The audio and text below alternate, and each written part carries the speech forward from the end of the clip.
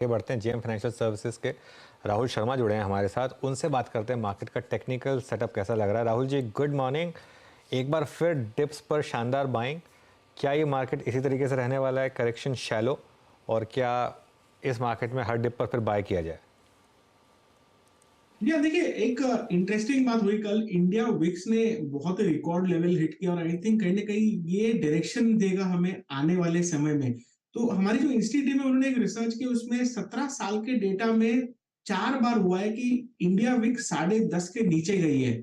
और उन 4 बार में से 2 बार रिटर्न निफ्टी का नेगेटिव रहा है, एक बार पॉजिटिव रहा है और एक बार निफ्टी फ्लैट रहा है 1 मंथ बेसिस पर। यानी कि लो हिट होने के बाद 1 महीने बाद का जो रिटर्न रहा है निफ्टी के अंदर, पिछले चारों इंस्टेंसेस में जो रिटर्न रहा है वो फ्लैट रहा है। तो हिस्टोरिकल डेटा को देखकर ऐसा लग रहा है कि ज्यादा कोई बड़ा मूव निफ्टी में शायद ना देखने को मिले। स्टॉक स्पेसिफिक एक्शन हमें लगता है कि ज्यादा हावी रहेगा यहाँ पर। और मई में सीजनैलिटी निफ्टी की पॉजिटिव रहती है।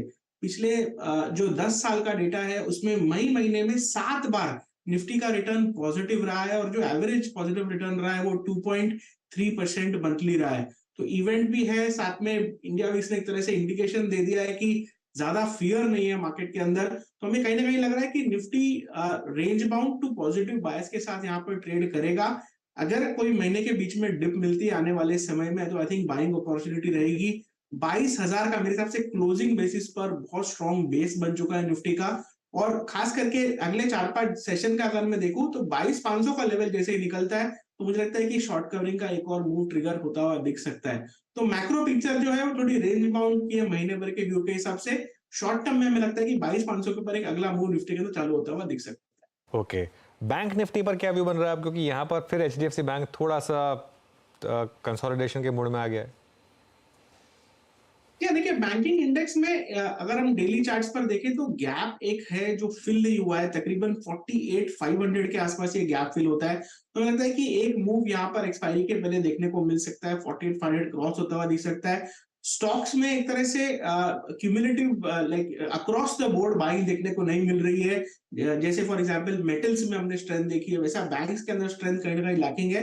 बट मुझे लगता है स्लो ग्रेजुअल धीरे धीरे यहाँ पर बैंक निफ्टी में 48,500 48,600 तक के लेवल्स अगले 2 सेशन में बनते हुए दिख सकते हैं। तो एक छोटा अप मूव मुझे लगता है कि बैंक निफ्टी में बन सकता है जहां पर डेली चार्ट्स पर गैप फिल होते हुए दिख सकते हैं।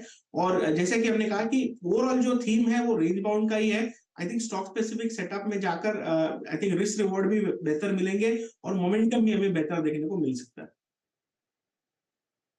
ओके, तो चलिए अब आइए राहुल जी उन्हीं स्टॉक्स को देखते हैं जहाँ पे रिटर्न्स बेहतर मिल सकती हैं आपके आज के मतलब इस प्राइस पे, और स्पेशली आई थिंक इस प्राइस पे मेरे ख्याल से अगर मैं पूछूं तो वो मई का ही आउटलुक होगा। इंडेक्स में शुमार 4 बड़े स्टॉक्स जो कि मई में एक्सपेक्टेशन आपके मुताबिक बड़ी होल्ड करते हैं, जिन्हें लॉन्ग करना चाहिए। या देखिए, ओवरऑल जो स्टॉक्स है जिनमें आज के दिन में सबसे बेहतरीन सेटअप दिखाई दे रहा है उनमें से एक है कॉनकॉर। स्टैंडर्ड डिस्क्लेमर हमने हमारे क्लाइंट्स को रेकमेंड किया हुआ है। कॉनकॉर में पिछले 8-10 दिन का कंसोलिडेशन यहाँ पर खत्म हुआ और हमें लगता है कि ब्रेकआउट ट्रेड में 1,025 तक के लेवल्स कॉनकॉर में देखने को मिल सकते हैं। तो अगले शॉर्ट टर्म के लिए यानी कि 5 से 10 सेशन के लिए कॉनकॉर को बाय करके चलिए। 930 का स्टॉप लॉस रहेगा और हमें लगता है कि एक अच्छा ब्रेकआउट यहाँ पर स्पॉट हुआ है जो मोमेंटम खास करके एक्सपायरी के जो मंथली एक्सपायरी हम अप्रोच कर रहे हैं उसके आसपास मोमेंटम देखने को मिल सकता है। तो कॉनकॉर में यहाँ पर ध्यान पॉजिटिव है।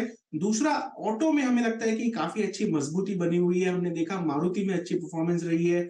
टू व्हीलर ऑटो में जैसे आइशर मोटर्स है उसमें अच्छी परफॉर्मेंस है। तो ओवरऑल ऑटो में हमें लगता है कि मोमेंटम ट्रेड जारी रहेंगे। फ्रॉम अ पोजिशनल परस्पेक्टिव हमें लगता है कि मारुति में यहां से भी 1,000 पॉइंट की रैली और देखने को मिल सकती है। अगर मई महीने का आउटलुक ले, थोड़ा महीने भर का टाइम फ्रेम से अगर आप बाय करना चाहे तो मारुति में हमें लगता है कि अच्छी परफॉर्मेंस देखने को मिल सकती है। तो ऑटो में स्ट्रेंथ काफी जबरदस्त है। और लास्टली पीएसयू बैंक्स के अंदर हमें लगता है कि एक तरह से मोमेंटम आता हुआ दिखेगा मे सीरीज के अंदर। तो उसमें जो दिग्गज है एसबीआई, हमें लगता है कि एसबीआई में तकरीबन 825 तक के टारगेट्स देखने को मिल सकते हैं मई सीरीज में। तकरीबन 775 770 के आसपास इसे अक्यूमुलेट करे, 750 का स्टॉप लॉस रहेगा और हमें लगता है कि एक तरह से लीड कर सकता है पीएसयू बैंक से। अच्छा, 2-3 जो स्पेस नए इमर्ज हो रहे हैं और इनफैक्ट अप्रैल में इमर्ज होने के बाद आई थिंक वो टॉप पे जा भी रहे हैं राहुल जी। उसमें जैसे वोल्टास हो गया, हेवल्स हो गया, वाइट गुड सेगमेंट ने अच्छा मूव दिया। केमिकल बास्केट नीचे वोलेटिलिटी काफ़ी बड़ी है, मतलब जब नीचे वोलेटिलिटी बढ़ती है दैट मीन्स एक्यूमुलेशन हो रहा है, that means a spike is possible. Consumer durable space में, वाइट गुड सेगमेंट में और केमिकल बास्केट में आपका व्यू? मैं जानते हैं कंज्यूमर ड्यूरेबल्स का जिक्र इसलिए करा था राहुल जी क्योंकि कह तो रहे हैं कि हमने ये बहुत अच्छा चल चुके हैं, लेकिन अभी इन्होंने मिड 22 के हाइस को क्रॉस किया है इस स्विंग में। इन दोनों स्पेस पे आपका व्यू? या बिल्कुल, व्हाइट गुड्स में खास करके वोल्टास में बहुत ही बेहतरीन वर्टिकल रैली देखने को मिली है। इस सीरीज में एक तरह से डोमिनेंस रही है बुल्स की। अगर आपने इसमें लॉन्ग पोजीशंस लिए तो प्रॉफिट यहाँ पर डेफिनेटली ले। आई थिंक एक डिप आएगा 3-4% का, तो वापस री एंट्री के मौके बनेंगे। लेकिन जहां तक आपने केमिकल्स का जिक्र किया, आई थिंक केमिकल्स में इंक्रीमेंटली स्टॉक्स के जो सेटअप्स है वो इंप्रूव होते हुए दिख रहे हैं। पहले हमने दीपक नाइट्रेट में देखा, लास्ट वीक आपसे जब बात हुई थी तब दीपक नाइट्रेट का सेटअप अच्छा लग रहा था। आज के सेशन में टाटा केमिकल्स का सेटअप यहाँ पर इंप्रूव होता हुआ दिख रहा है और हमें लगता है कि कहीं ना कहीं केमिकल्स में कैचअप रैली यहाँ पर देखने को मिल सकती है। तो फिलहाल आपने Deepak nitrate last week buy किया, इस week I think Tata Chemicals पे फोकस किया जा सकता है। 1240 तक के लक्ष्य हमें लगता है कि देखने को मिल सकते हैं अगले आने वाले 10 से 15 सेशन में, और 1100 के स्टॉप लॉस से बाय करने की राय रहेगी। तो आई थिंक दोनों सेक्टर्स में से व्हाइट गुड्स में थोड़ा प्रॉफिट यहाँ पर बुक करें और केमिकल्स में हमें लगता है कि सिचुएशन इंप्रूव होती हुई दिख सकती है आने वाले समय में। ओके चलिए, तो केमिकल्स पे, मेटल्स पे, बैंक्स पे, सब पे आपसे बात हुई खुल के। इंडस्ट्रीज पे, निफ्टी बैंक पे। राहुल जी बहुत बहुत शुक्रिया, आप इस कार्यक्रम में शामिल हुए। सभी स्टॉक्स पे, इंडस्ट्रीज पे अपनी राय रखी, आपने बहुत बहुत शुक्रिया।